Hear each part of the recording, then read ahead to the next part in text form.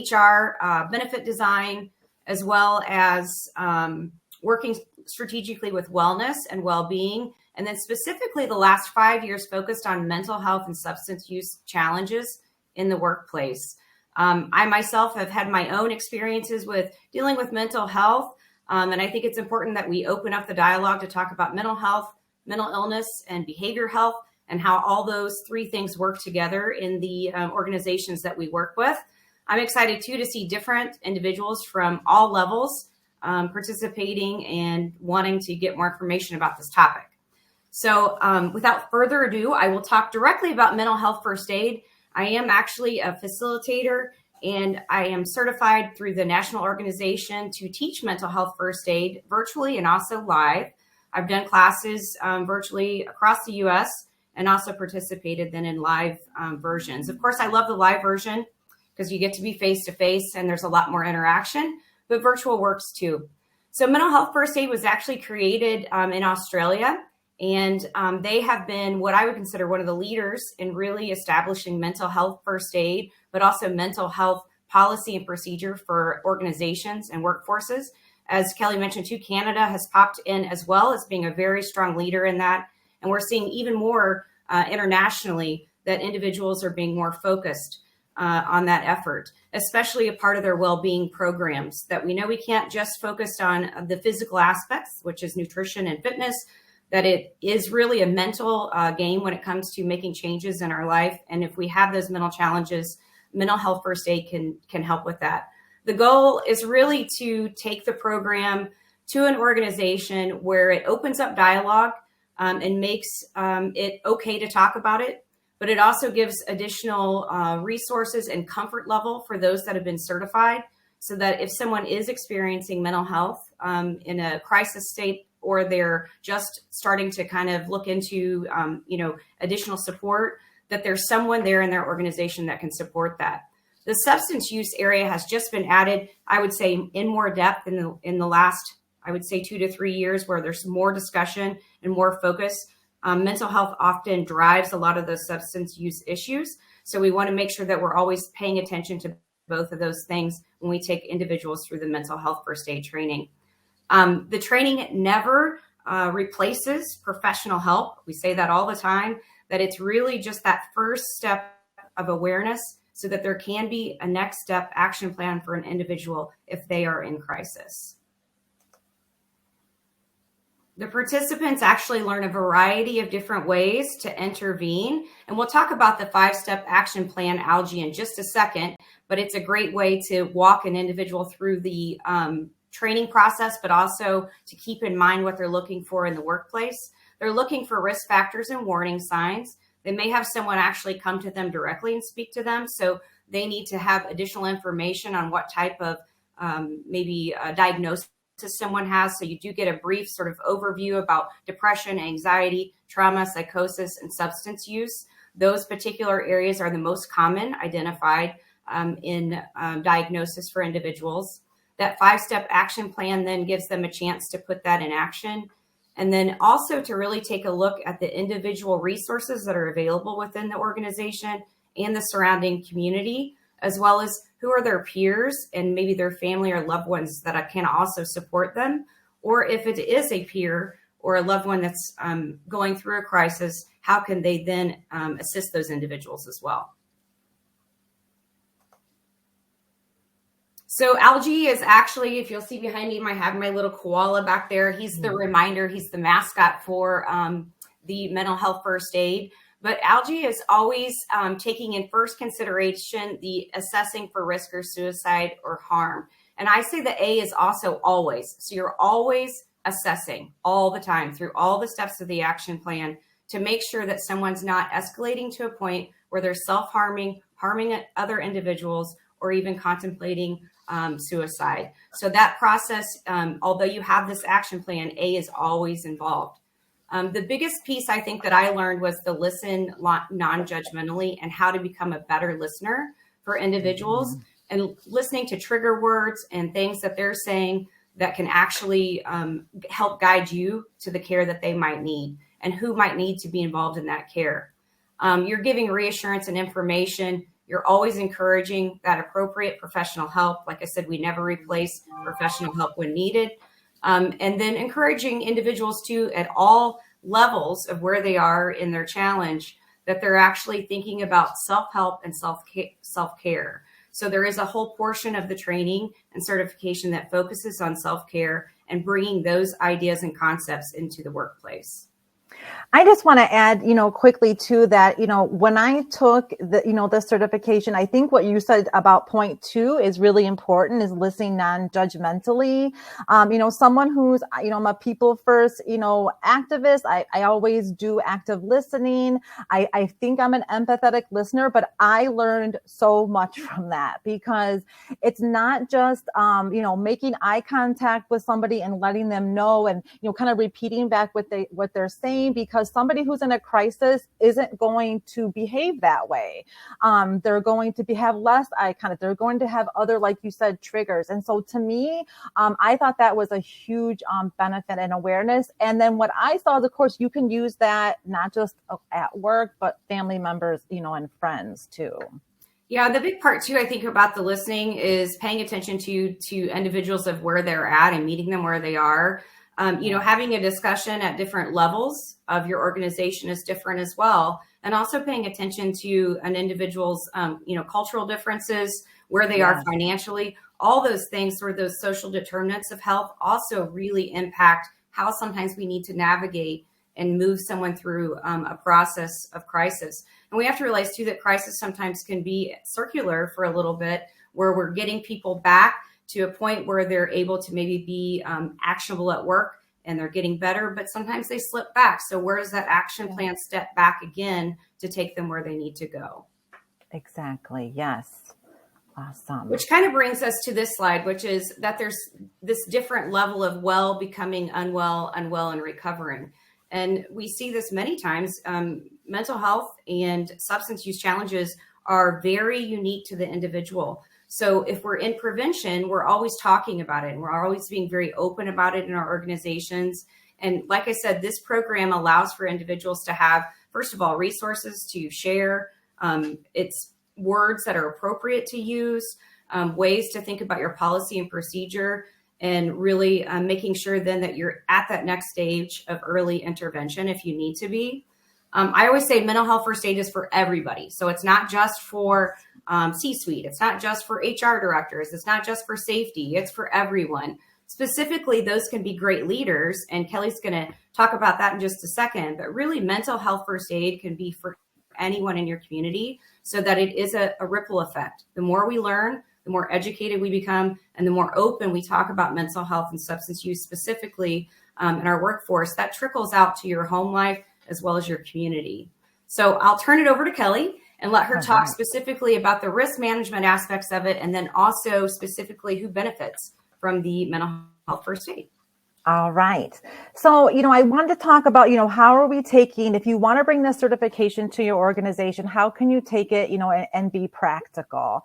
So number one, you want to think about, who would get this certification? And of course, what Jamie mentioned is, ideally everyone, but guess who we have to start with? Just like when we're implementing anything inside of an organization, we've got to start with those executive leaders, with the C-suite, with whoever is leading the organization. They have got to be part of the process and part of the learning. It's actually a great opportunity for them to show vulnerability and show that they are learning a new skill just along with everyone else. And in learning a new skill, it's not going to be perfect the first time, but that's part of learning, asking questions, and continuing the learning as well. DEIB pros. I can't, stress this enough. Just what Jamie mentioned previously about, how to treat somebody and about how cultural differences and backgrounds mean the same. To me, mental health, safety, and DEIB go hand in hand. In order to feel mentally safe at work, in order to tell someone that you're experiencing thoughts of suicide, that you're having depression, and you can't come into work that day, instead of making up a lie like you have a a stomach ache or another reason that's not mental health, that you can bring your full self to work. That's all part of belonging. That's part of inclusive behavior in the workplace. So I really see a lot of alignment in these two as well. Of course, people managers, these are our frontline folks, the ones who are dealing directly with employees. So they need the resources. They're the ones who are seeing these folks on the day-to-day. So what are they seeing when they see someone pulling back? What signs are they seeing that may have them just reach out and ask the question, what's going on with you today? And what I like about the certification and following those specific steps is it gives you, as the person giving the support, the safety that you're not saying something wrong. You're not giving information like a counselor. You're giving someone the resources and you're looking out for danger signs. And that to me is really key, particularly when you're managing people. Obviously, the HR pros, that's the perspective that I come, from in this. I just want to say, though, that, one of the things in that role when you're dealing with mental health is that it's a new skill for HR as well. But I don't think it has to be HR's primarily responsibility. I believe more they have a part in architecture and how do we build out mental health safety just like you would build out physical health safety at your organization. What does policy look like? What does communication look like to the employees? Developing roles. So all things that HR can participate in. Obviously, safety directors, you want mental health and the physical health to go hand in hand at your organization. And then occupational healthcare providers is another big group. This is a group that's been reaching out to us. People who care for other people for their physical health. You cannot help but have, mental health crossover. So being trained as a physical health provider in mental health will actually help the mental health of the provider. Again, it's the safety and being able to give the resources and knowing the right thing to say when you're seeing these warning signs. And then also, basically, we can't stress enough, like what Jamie said, anybody who's interested. This is a great opportunity to find the health and wellness champions inside your organization, those who are going to advocate for mental health, those who are going to bring awareness inside their teams, whether they're leaders or they're, coworkers or their peers. And basically, this to me is forming, if you think about it, is a great mental health and safety task force. So all these people listed here are a great jumping off point to say, how do we start this conversation? Reach out to these folks. Let's talk about certification, talk about what it looks like to look at mental health safety in your company and get the conversation rolling. Okay, so that brings us to what is this thing I keep saying over and over again. What is workplace mental health safety? It is essentially three components. Let me check my time, 18, all right. It is essentially three components. It's any type of safety risk management type planning too, very similar. So you're going to start with learning and development, which is what we're discussing right now, right? We're going to talk about bringing more mental health education to the organization. That is going to help your leaders. What I mentioned, it's going to help people managers, people who are leading teams. That's going to give them more resources and more education on how to support people. This is also going to help with talent acquisition. Think about it on the front end when you're advertising for a role. If you can say your organization is doing mental health safety, you are actually including it in your onboarding. Okay, you're talking about mental health awareness and about onboarding. You're giving your new leaders, when they come on with your company, support in mental health and how to support their employees. So you're creating a psychologically safe environment. Which is what we're talking about next, psychological safety. So that's, again, not just a place where people are free of hazards, but it's where they feel like they can be themselves and they can call in and say, this is what I need help with to be a productive employee. This is what I need support in. So building that safety.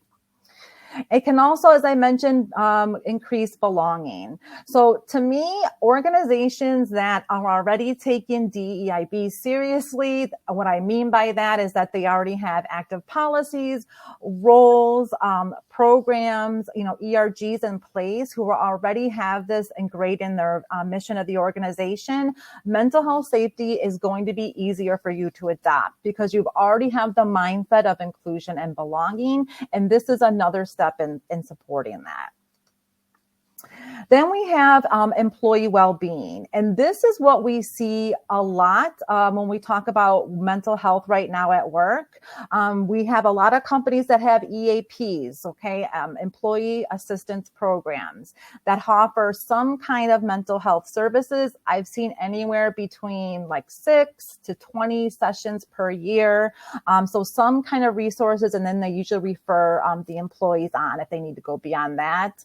Meditation apps are super popular right now. They're a great addition to some of these resources, right? You want self-care strategies. You want employees to build resilience.